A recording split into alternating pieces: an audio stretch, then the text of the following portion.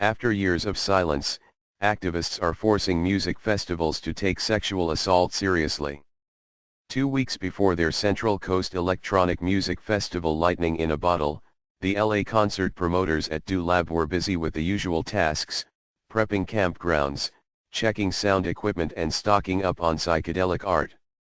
But this year, they also held a new class for fans and staff that focused on fighting sexual harassment at festivals, creating safer, braver spaces, consent culture and social care. Do Lab, which is a Coachella collaborator, will also have a medical team specifically trained to fight sexual harassment as well as counselors available for any victims. All of Do Lab's departments train on how to spot a person in need or a situation that might escalate, said Erica Zeigel, a coordinator for the festival safety firm involved. The teams are trained to act quickly, provide support and create a safe space for anyone who needs it. For a new generation of activists fighting sexual assault in the music scene, that's exactly what fans and promoters need. Sarah St. Hilaire vividly remembers the last time she went to the Bonnaroo Festival in Manchester, Tennessee, because a man followed her through the crowd and began touching her. "This guy was creeping up on me and groping me, and I had to get away," she says. That was 7 years ago. She never went back to Bonnaroo. But the LA-based music marketer said she's endured groping at more recent events too. "One time a guy even lifted up my shirt in the crowd," she said. "There's a sense of community and we're all in this together that gets misconstrued at festivals. I remember being younger and not understanding that kind of thing as sexual assault. Society raises everyone to think boys will be boys and it gets excused."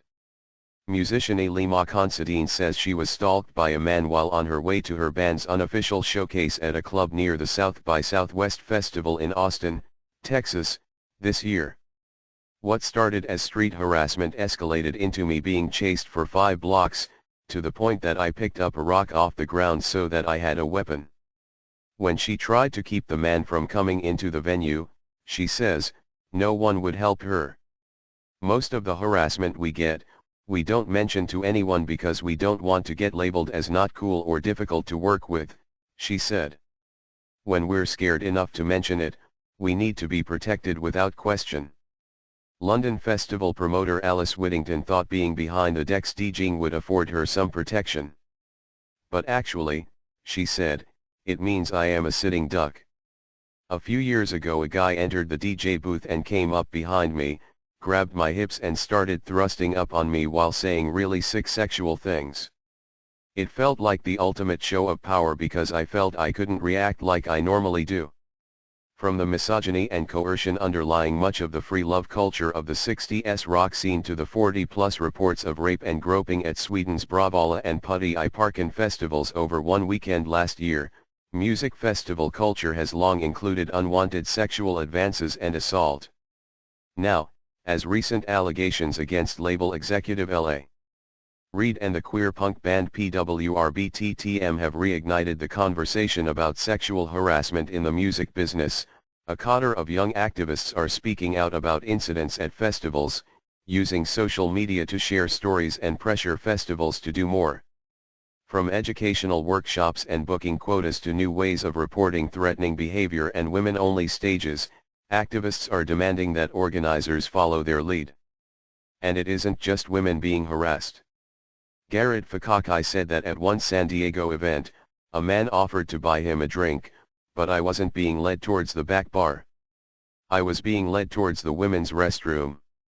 He pinned me against the door, locked it and immediately tore my shorts off. Music festivals are supposed to create a sense of freewheeling joy. But in large crowds sometimes fueled by heavy drinking or drug use, some men take advantage of anonymity, some even think it's the point. "There's a lot of music that celebrates a lack of consent," said Kelly Oliver, a professor of philosophy at Vanderbilt University and the author of Hunting Girls, a study of images of women and violence in popular culture. "Men take it as carte blanche once you enter into a fest or party, it's like she signed off whatever happens. If she's dancing, it's an invitation. At music festivals," she added, The assault reporting rate is low because the women buy in that they're to blame. When we look at music festivals, locally, nationally and internationally, we see similarities to campuses when it comes to social dynamics and rape culture, says Stephanie Lomatsky, Sexual Assault Network Coordinator for Project Soundcheck, a 2-year-old Canadian group designed to fight sexual assault at large events by training security and audience members about warning signs of harassment and how best to intervene. As an example, she cited a 2015 photo that went viral of a Coachella attendee wearing a t-shirt that read, "Eat, Sleep, Rape, Repeat." View image on Twitter. View image on Twitter. Follow. Jemail Kawaja heavy checkmark at Gmail. This guy wins the award for worst fashion/lifestyle choices at Coachella. I'm not easy to offend, but this is shitty. 3:12 a.m., April 13, 2015. 750 retweets, 525 likes. Twitter adds info and privacy. When music festivals do not address rape culture, then they are ignoring the issue and contributing to the unsafe space, she said.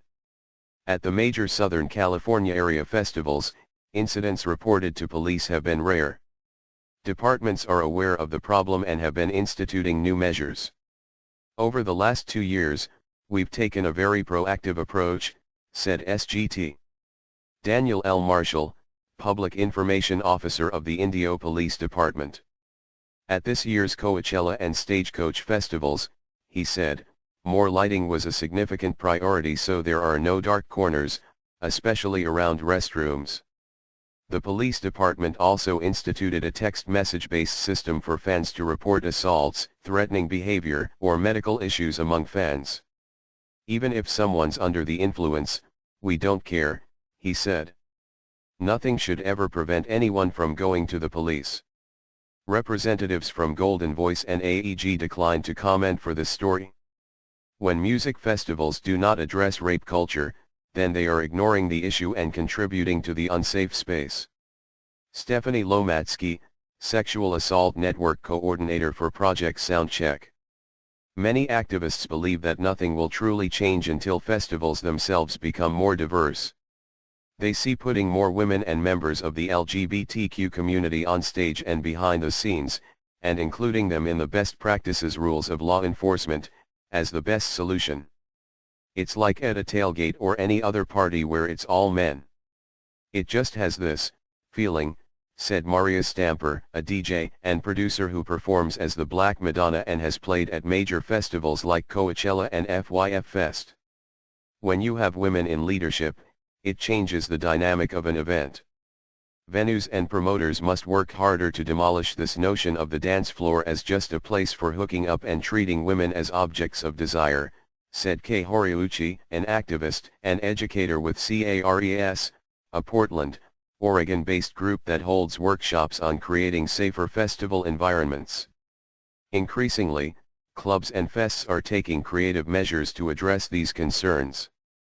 At the Decibel Electronic Music Festival, which just moved from Seattle to LA, staff members pass out cards reminding fans about consent rules, printed with a polite rejection notice meant for anyone giving unwelcome attention. Other clubs have posters in women's restrooms advertising angel shots, or another specific drink order that will prompt a bartender to call security. Social media sites such as Girls Against and Good Night Out give fans a space to document experiences at unsafe clubs and events. Last year, the Glastonbury Festival in Britain introduced a new stage and audience area only open to female-identifying fans, and the Electric Forest Festival in Michigan introduced a women-only camping area for those who would feel safer there. Women need to feel like some drunk jerk isn't going to make them uncomfortable or that the music isn't going to feed into some macho identity, said Duncan Smith, the talent buyer at the Arts District Club resident. Smith, who is male, helped institute Feminist Fridays, where the peak night of the week is devoted to female-centered musical acts. He said it has made for more interesting bookings and a friendlier environment.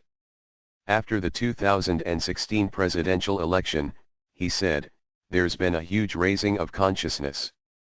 Art plays a role in people transcending their circumstances, and if we can do that in a small way, we can open a few minds. St. Hilaire says that proactive attention to safety makes a real difference.